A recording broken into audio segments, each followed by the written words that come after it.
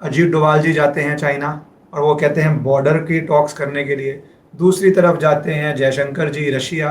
तो how are you seeing this entire event? क्योंकि India Russia का क्लोज आना तो अंडरस्टैंडेबल है, कुछ कर भी सकते हैं फैक्ट, बट चाइना और इंडिया के बीच में बहुत फ्रिक्शन रही है और ट्रस्ट लो रहा है। आपने बोला भी हुआ है कि इम्प्रूव भी कर सकते हैं ट्रेड करके, जो आप रोड की बात करते हैं।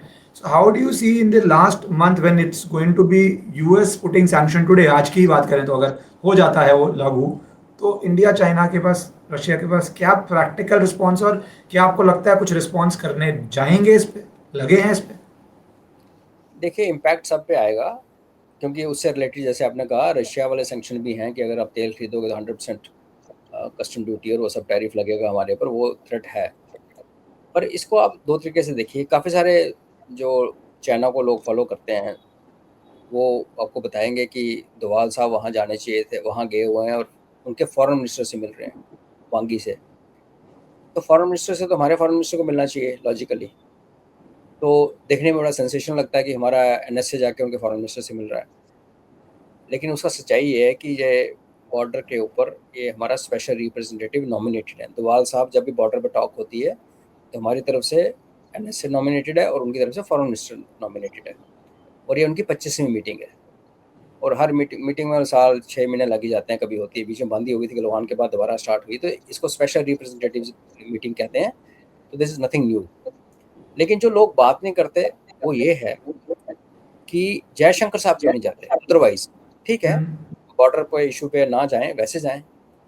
उसका रीज़न ये है कि जयशंकर साहब और इस गवर्नमेंट के आने के बाद हमारा झुकाव अमेरिका की तरफ काफ़ी बढ़ गया था।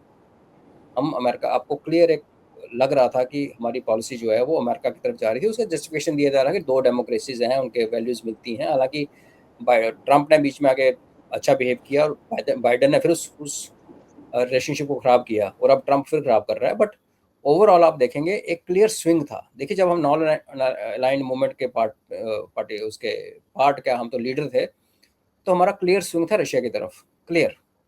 तो हम कहते थे हम एनएएम हैं, बट रशिया हमारी लड़ाई के लिए लड़ने के लिए आ भी गया था।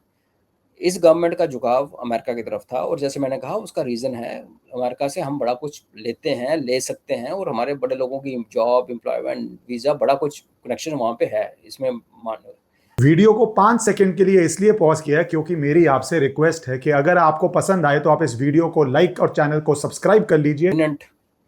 एक अमेरिका की तरफ टिल्ट इंडिया नहीं हुआ था जितना इनके नीचे हुआ।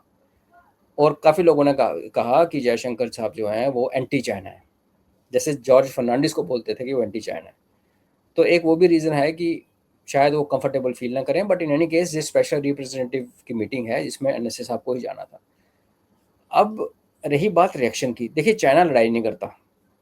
आपने अपनी आंखों से पिछले 3 सालों का अगर आप घटना चक्र देखें वेस्ट एशिया में, तो सीरिया को चाइना के हाथ से निकलते हुए देखा, चाइना और रशिया दोनों के हाथ से निकलते हुए देखा।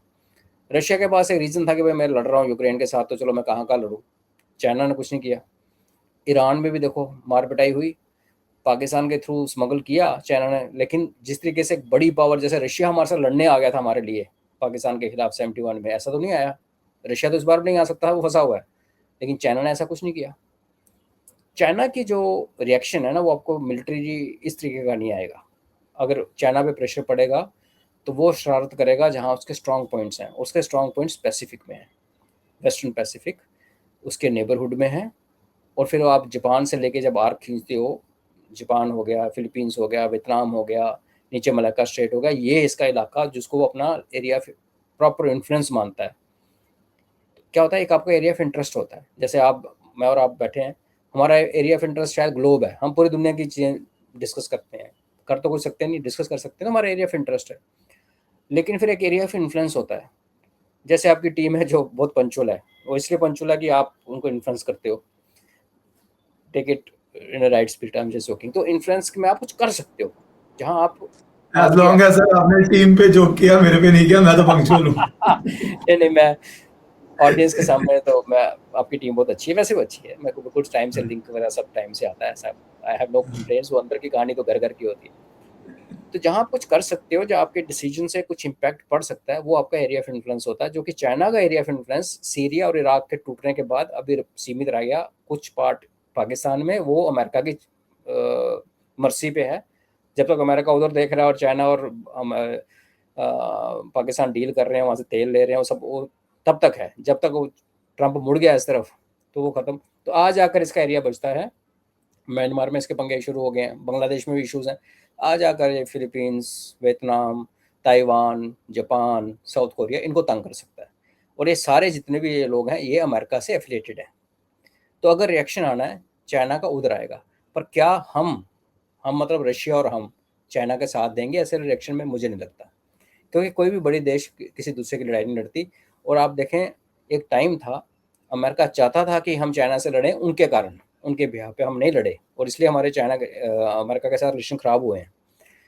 तो हाँ, जहाँ ट्रेड की बात है, अब रशिया के साथ हमने बार्टर करना शुरू कर दिया है, सामान दो तेल लो। इस तरीके का हो सकता है। हमारा यूपीआई बड़ा स्ट्रांग है, हो सकता है चाइना, रशिया और इंडिया और ब्रिक्स में देखिए अभी वो 3 कंट्रीज थोड़ी बची, 5 थोड़ी बची, अभी और भी आने शुरू हो गए। ईरान भी ब्रिक्स में एप्लीकेशन लगा के बैठा हुआ है। एक एस्टिमेट ये है कि 12 से 13 आज, और अगर चाहें तो 30 से 35 का ब्रिक्स 2 साल में बन सकता है। हालांकि ब्रिक्स बहुत ही ढीला है, बहुत ही स्लो है, इनका तो हेडक्वार्टर ही नहीं है।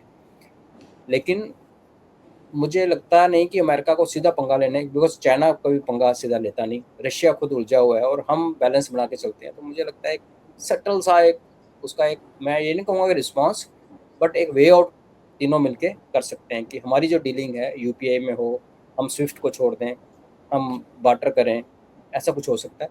लेकिन ये भी हमें पता ना कि चाइना के साथ जो रिलेशनशिप हमारा अच्छा भी होगा वो कुछ सालों की बात है, एक दिन हमें लड़ना है। सर जो हमने आप बात कर रहे हो कि कोई देश किसी के लड़ता नहीं, वो एक चाइना की प्रॉब्लम है। बट जो ट्रेड और सैंक्शन की हम बात कर रहे हैं, उस पे जो यूएस कर रहा है वो तीनों को एक तरह से झुलसने की कोशिश, झुलाने की कोशिश करेगा। It will Synge everybody, Russia, India and China. तो म्यूचुअलिटी ऑफ इंटरेस्ट पे जो आपने जैसे बहुत बड़ी बोला, इनफैक्ट आप तो उसको बहुत बहुत ऑलमोस्ट 6-8 महीने पहले आप कह रहे थे कि किस तरह हम ट्रेड बढ़ा सकते हैं। वो के अंदर do you think mutuality of interest में when push to a corner, all these nations will be push to a corner, क्योंकि पेमेंट सिस्टम यूएस का है। यूएस ने 2022 के बाद रशिया के अगेंस्ट वेपनाइज किया, वेनेजुएला का तेल नहीं सॉरी गोल्ड उड़ा के यूके से ले जा रहा है। तो वो अब एक इकोनॉमिक वॉरफेयर डिफरेंट तरह से लड़ रहा है और इतने बड़े देशों से लड़ रहा है।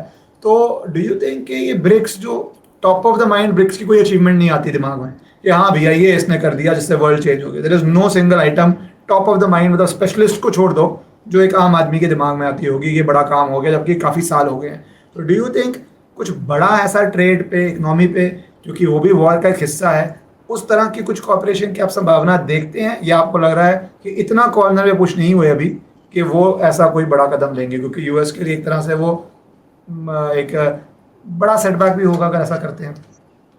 वही मैंने कहा ना, आउट एंड आउट ऐसा नहीं होगा कि हम कहेंगे अमेरिका को कि जाओ तुम हमारे ब्लैक लिस्ट में हो, हम तुमसे ट्रेड नहीं करते। वो हमें 100% टैरिफ लगाएगा, लेकिन 20-25 आइटम छोड़ देगा फ्री, दवाइयाँ शवाइयाँ, तो हमारा काम चलता रहेगा। तो ऐसा नहीं होगा कि हम बोलेंगे नो अमेरिका गो बैक, जैसे कोका कोला गो बैक हो गया था एक बार, वैसा नहीं होगा। हम अमेरिकन इंटरेस्ट को यहाँ हर्ट नहीं करेंगे और अमेरिका भी हमारे कुछ इंटरेस्ट हर्ट नहीं कर नहीं सकता। हमारी जेनरिक मेडिसिन अगर आज बंद कर दें तो अमेरिकन वैसे भूखे मर रहे हैं, बुरा हाल हो जाएगा। बट जैसे मैंने कहा यस, तीनों देश मिलके, क्योंकि तीनों में पॉपुलेशन भी अच्छी ठीक ठाक है, तीनों में रिसोर्सेज भी ठीक ठाक हैं, और इकॉनमी रशिया की छोटी है लेकिन इंडिया और चाइना जो पहले 5 इकॉनमी में आते हैं। तो हम अपना trade instead of going through Swift, हम अपना यूपीआई की चैनल के थ्रू और बार्टर जो कि ऑलरेडी चल रहे हैं, और हम पोक कर सकते हैं।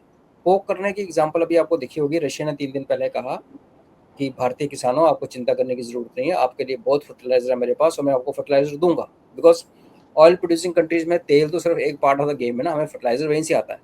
पहले हम वेस्ट एशिया से लेते थे, यूक्रेन से भी लेते थे, लेकिन रशिया भी बहुत बड़ा सप्लायर है।